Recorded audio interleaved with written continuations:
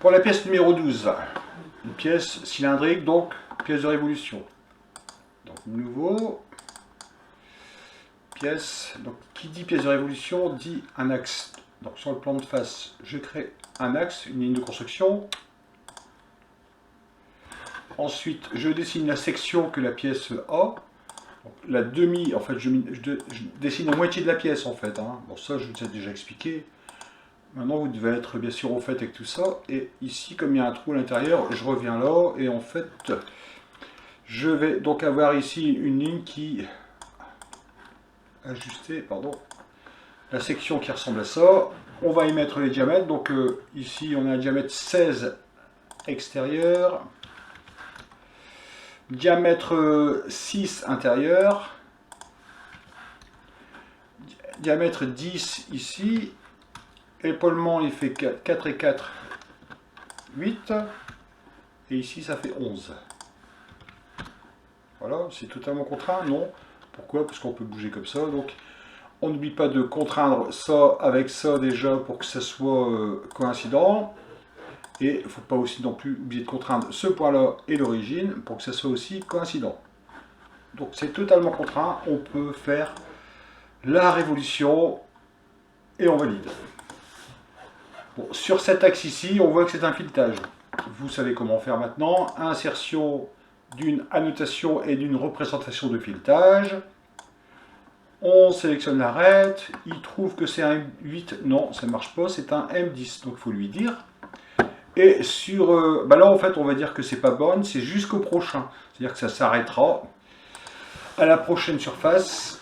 Pour pouvoir visualiser les taraudages, on va mettre l'habillage, on va cocher représentation de filetage, ombré, voilà. Alors ici, il y a un petit rayon, bon, comme habituellement, on va mettre aussi, on va mettre un rayon de 1 ou de 0,5. Donc fonction congé 0,5 qu'on va mettre ici, voilà. Et après, on a 6 trous qui sont autour. Alors, bon, on va mettre la pièce en 3D, CTRL 7.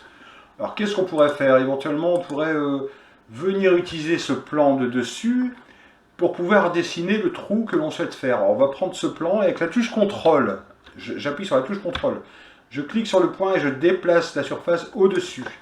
Et en fait, je la mets de manière à ce que cette surface coïncide avec le rayon qui est ici. Donc, voilà, c'est bon. Même si c'est comme ça, ça marche, c'est pas un problème. Le plan est fait. Je vais donc pouvoir créer sur ce plan un trou diamètre 3. Donc je crée un trou ici, diamètre 3. Maintenant je mets les contraintes, donc ça doit être à 4 du bord. Donc entre là et là, on a 4.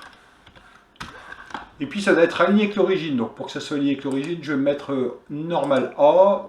Comme ça je pourrais sélectionner l'origine et le point pour vous dire que ça soit horizontal.